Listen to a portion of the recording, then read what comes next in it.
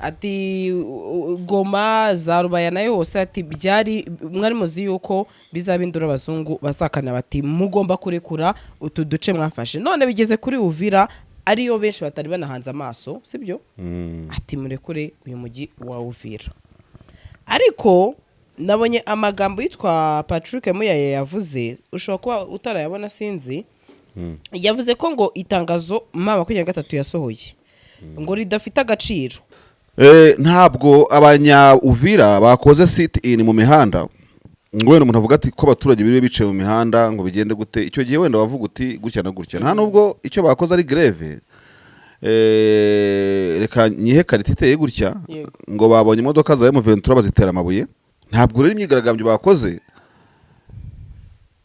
ari ya Kizarendo biriya by'abazarendo byo kuvuza induru no kugira gute ati burya we iki cyambere aba yakibonye nk'insinzi y'urubanza yego hatitawe ko urubanza ruri bugende umuntu umwe kuzana igihugu kikaza kwiregura n'abavuka n'abantu bakomeye byubaka amana amatoje bakajya kuburana umuntu umwe yajyanye ku meza y'igihugu ngo kisobanure amahanga bati dushaka kigenda ni gumahanga byo kuvuga ngo bagiye ku ngufu no ku nkoni n'iki byose I don't care je ntabwo nari impari leta izabitangire proof nibajya muri Doha muri Qatar cyangwa se zazana inkingo zibikora iperereza nashaka kukwereka hano ko uri leta ya Kinshasa ufite amafaranga amadolari yawe wishyura umusirikare wo mu Burundi ingabe mu 20 ariko Sandrine buriye tuvuga figures imibare y'abasirikare b'u Burundi abantu bajya bikontaho cyangwa bafata presence dollar me burundeze muri Congo ariko bajya muri figures mu mibare ntibabitindeho rero imibare ingabe bizwi by the way umukuru w'igihugu w'u Rwanda mu mbwirwa yamaritse kuvuga wumva gashyiramo ingabo zirenga 20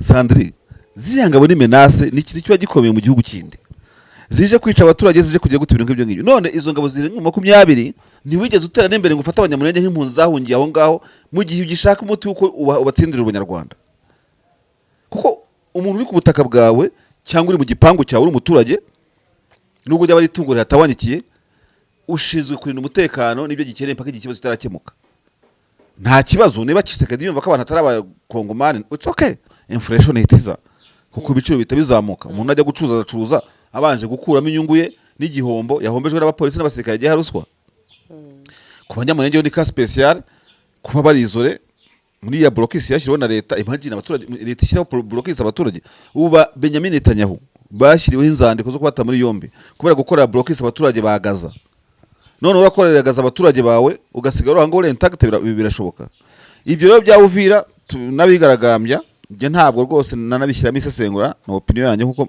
n'iki byose iyi ntambara ibaye populaire y'abaturage kaba kabaye kuko ushobora kuvangura re Uvira abaturage bakavuga ati no rero M23 ramutse n'ibyo biboko kubiyashyiramo bakabyemera na leta izashyiremo ibindi kitabishyizemo se imbonera kure ngo ziwurinde umugira bikunde muri komando mayo babuze ibiboko bafite imbura zingana kuri babuze ibiboko niba leta ibabashije M23 kwemeza abaturage mu nzira y'icyangiriye uko ko leta yananiwe nayo kubemeza mu nzira zayo kandi yakabaye ishobora ushaka gusohokera ahantu hajyanye n'igihe urashaka gutungura umukunzi wawe cyangwa gutegura ubukwe ndetse n'ibindi birori bitandukanye ushaka kujya muri sauna cyangwa gukoresha massage ahantu wizeye igisubizo nta kindi twakibazaniye Luxury Garden Palace ngwino tugutegurira ibirori ndetse nzi neza ko uzaryoherwa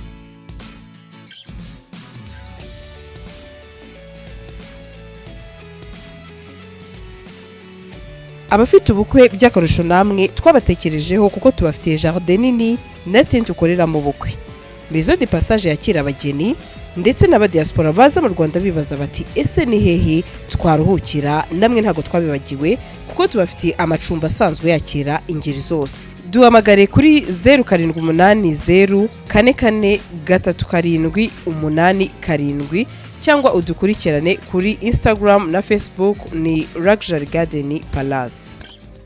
Bakunze bacu turabasuhuje omerereye mu mande zose z'isi mwebwe mudukurikirana umunsi kundi no kuri muri abantu b'ingenzi cyane kandi dora tubashimira umunsi ku wundi ndikwena Marshali n'umuntu wacu n'umuntu wanyu ndetse nzi neza ko benshi mukunda ibitekerezo bye n'ubusesenguzi bwe. Marshali umeze gute? Meze neza ndashima Allah. Ndashima Allah. Yego bino ni amahoro ariko ntabwo nzi uko Imana yaramutse ubwo ngubwo mavuga ko nshima ariko sizira barishima abantu babyumva barira yego ishima bakora ibyo gukiranuka.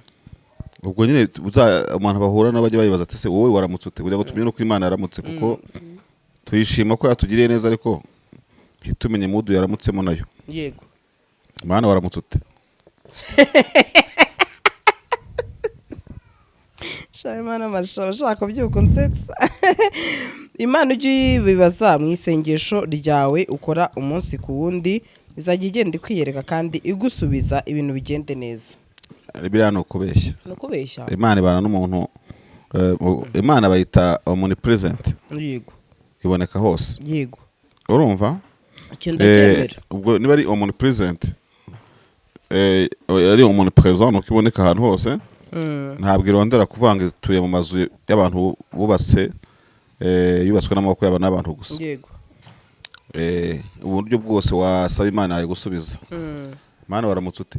Yego reka twikomereze mu makuru nihuta. Masha ngira ngo duherukana ariko akenshi dukunda gutandukana agahitaza amapdate ariko ntacyo urumva.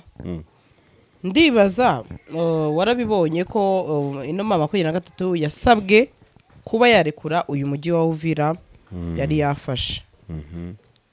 Mashari ibyo bintu wigizeho kwikomozaho mu gihe cyahahise ati Goma za Rubaya nayo hose ati byari mwari muzi yuko bizabindura abazungu basakana bati mugomba kurekura utu duce mwafashe, none bigeze kuri Uvira ariyo benshi batari banahanze amaso sibyo.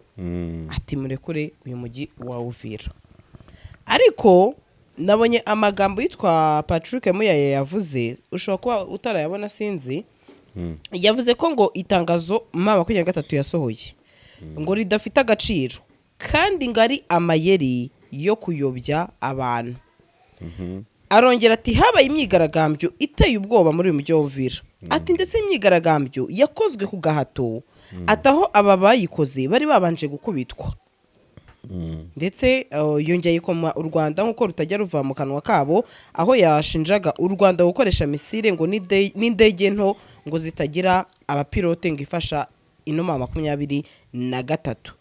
Bamwe bati ase umuntu bamukubita kugira ngo ajye mu myigaragambyo, ati bagakubita umwe bagakubita abantu bangana kuriya.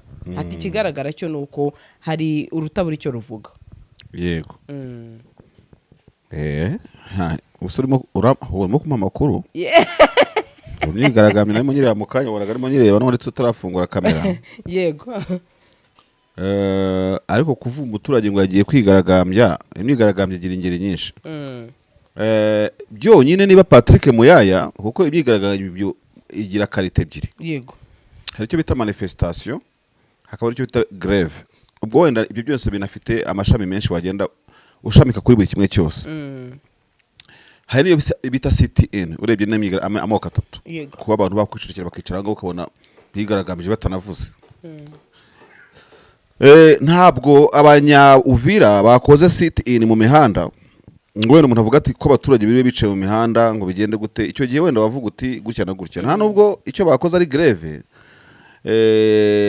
Reka nyihe karite iteye gutya ngo babonye imodoka za M23 bazitera amabuye cyangwa se barimo gutabaza bavuza induru bazivugirize M23 kuko Muyaya yakwiye kumva ko niba abaturage bahanga amaleta yabo bagira ngo n'ingingo y'ingingo 34 nako agakandi bakakanga kabemerera gukora nk'ibyo mu itegeko nshinga rya Kongo. Ntekereza yuko abaturage ntabwo ari nayifu, ntabwo ari ibicucu. Ntabwo rero imyigaragambyo bakoze ari ya kizarendo. Biriya by'abazarendo byo kuvuza induru no kugira gute. Bakoze bita manifestation pour manifester les joie. Nta nubwo berekanaga les colère ngo tuvuge ngo bari barakaye, you see. Imyigaragambyo yakozwe ari anti M23. Nubwo twumvisha uvugamo ko yakubiswe. Ntabyo tuzi niba barakubiswe yaba ari crime ubwo inkiko zizabigenze. Ariko ubundi ubusanzwe mu ntambara y'amagambo byo bita media war, harimo na communication y'ingezi zitandukanye, hazamo iyo myigaragambyo hakazamo ikindi kintu nk'ibyo ngibyo. M23 yo igaragaza ko ibyo yatangaje mu minsi ishize byo kuvuga stati ya Uvira tuzavamo, ariko se bizagenda gute turaza kubigarukaho. Ubundi ubusanzwe ni intsinzi ya kabiri muri media wo mu by'intambara.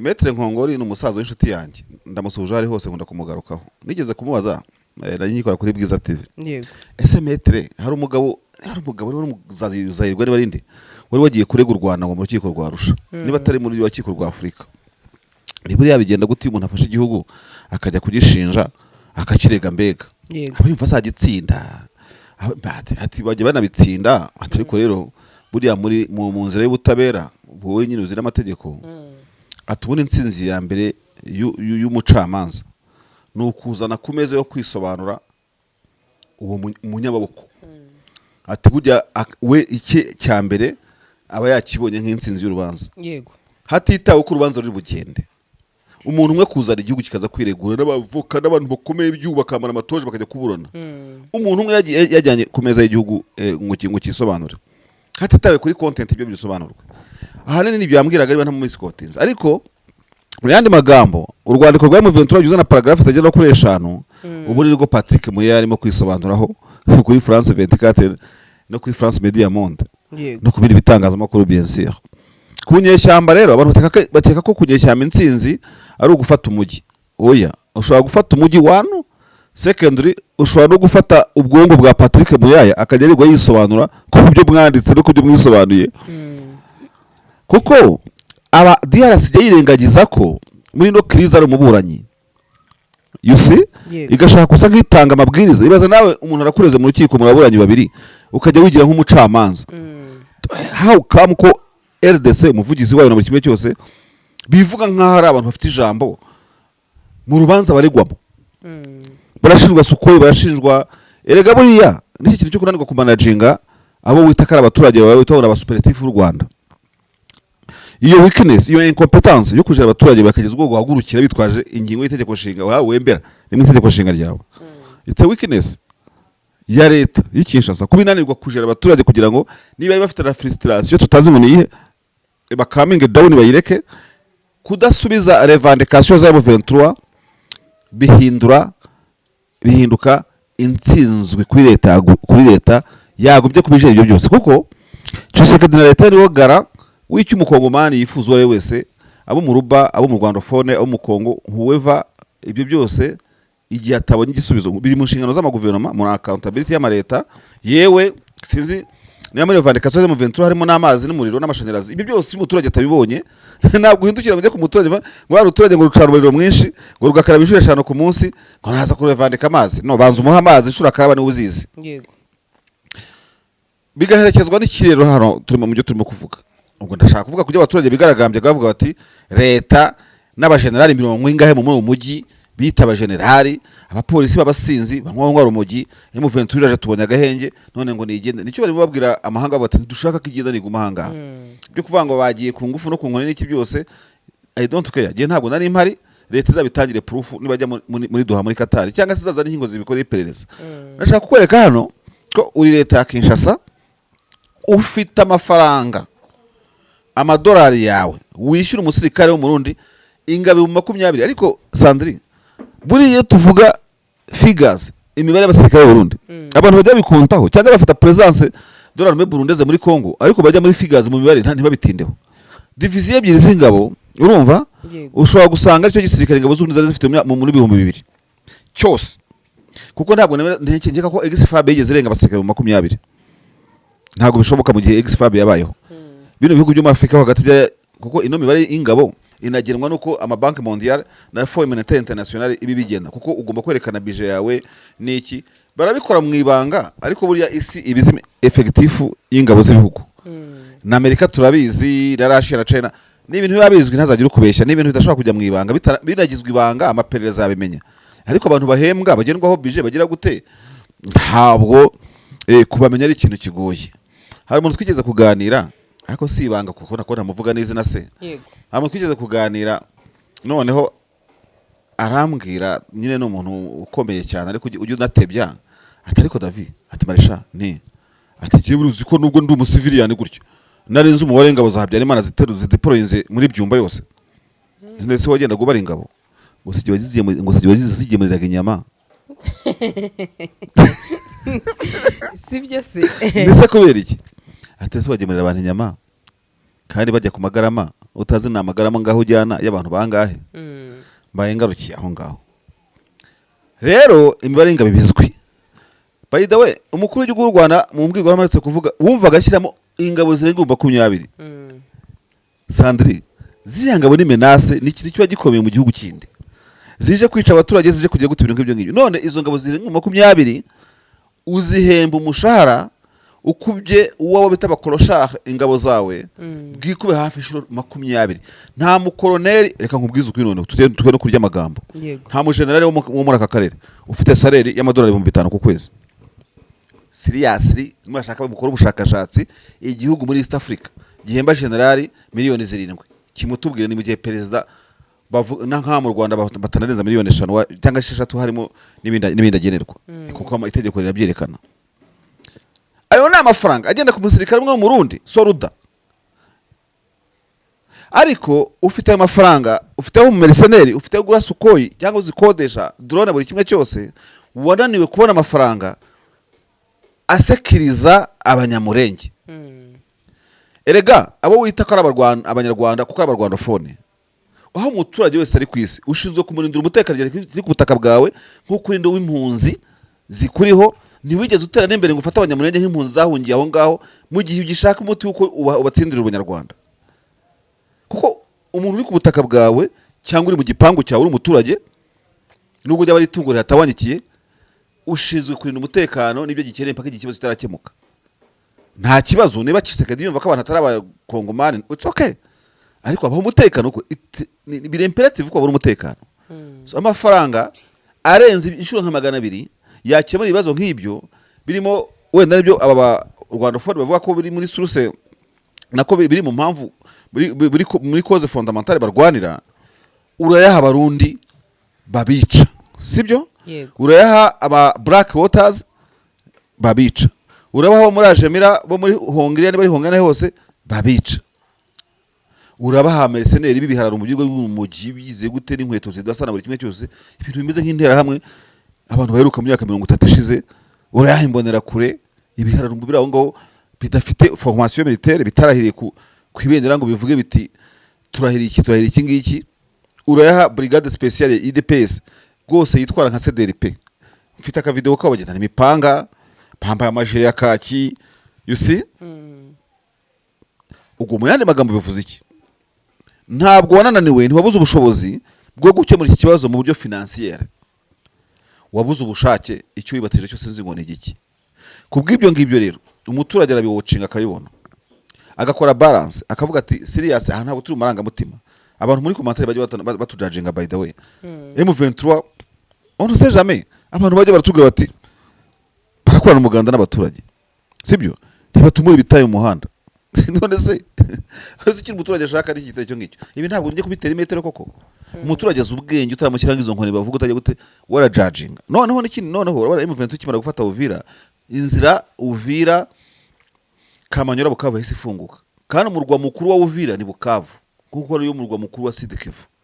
Ubwo no kuvuga ngo kuri côté